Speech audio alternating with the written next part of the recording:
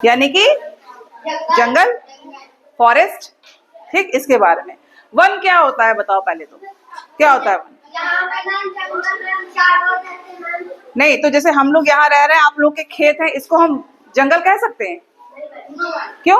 पेड़ पौधे तो यहाँ पर भी है, फिर क्यों नहीं कह सकते? भाई ये भी तो वन हो सकता है, यहाँ भी तो पेड़ पौधे हैं और थोड़े बहुत जानवर तो हैं ही। बोलो, है कि नहीं है? नहीं कह सकते। क्यों? क्योंकि वन की परिभाषा क्या है? देखो, जहां सघन, ये शब्द देख रहे हो, सघन, यही इंपॉर्टेंट है। सघन मतलब बहुत घना, है ना?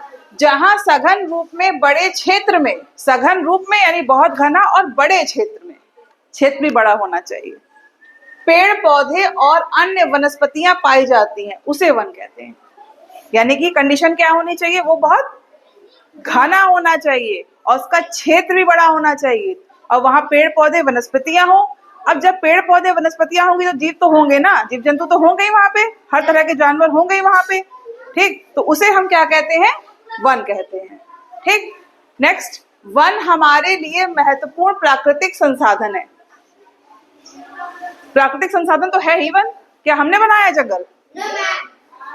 प्रकृति द्वारा मिला है हमको। तो वो ये पहले भी बता चुके, जो भी चीज हमें प्रकृति द्वारा मिलती है, हवा, पानी, भूमि, वन, सूर्य का प्रकाश, ये सब क्या है? प्राकृतिक संसाधन में आते हैं। इस चीज को हमेशा याद रखना। ठीक, नेक्स्ट देखो, अब जंगल है तो वहां क्या होगा? शुद्ध वायु और शुद्ध जल। शुद्ध वायु मतलब एकदम प्योर वायु, प्योर हवा, यानी वहां पे प्रदूषण बिल्कुल भी नहीं होगा। क्यों? क्योंकि वो तो घना है, वहां तो कोई ट्रैफिक होगा नहीं, है ना? तो वहां पे हमें जो भी हवा मिलती है और जो भी पानी मिलता है वो एकदम शुद्ध रूप में मिलता है। ठीक, वनों से कागज, रेशम, रबड़ आदि प्राप्त होते हैं। बिल्कुल, क्यों? क्योंकि वहां पेड़ पौधे होते हैं। आप जब कॉपी पे या बुक पे पढ़ते हो, वो कैसे बनी है, कभी सोचा है? ये जो कॉपी किताबें हैं आपकी, ये जो है, ये कैसे बनी है? किसने बनाया इसको? किससे बनाया? मनुष्य ने तो बनाया है, पेड़ से। कहीं ना कहीं पेड़ को काट के ही तो बना है। इसीलिए कहते हैं पेपर की बर्बादी बिल्कुल मत किया करो, क्योंकि आपके जो पेपर हैं ये सब कहीं ना कहीं लकड़ी को काट के ही बने हैं, है ना? पौधों को काट के ही बने हैं।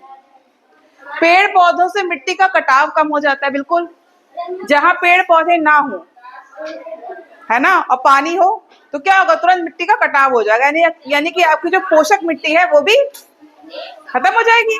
पेड़ पौधे मिट्टी का कटाव रोकते हैं। क्यों? क्योंकि इनकी जड़ें तो मिट्टी के अंदर होती है ना, तो कस के मिट्टी के पार्टिकल को बांध लेती हैं, तो मिट्टी का कटाव नहीं हो पाता है।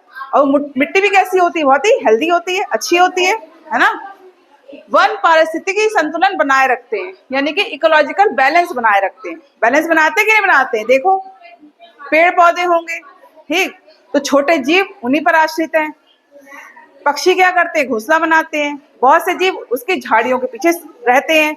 और प्लस प्रकाश संश्लेषण से हमें क्या मिलती है? ऑक्सीजन मिलती है पेड़ पौधों की तरह। मतलब कहीं ना कहीं हम पेड़ पौधों पर निर्भर हैं। और जितने भी जीव हैं, जंगली जानवर है, वो भी पौधों पर निर्भर है। बहुत बहुत से शाकाहारी जंतु ऐसे हैं जो क्या करते हैं? घास फूस खाते हैं, है ना?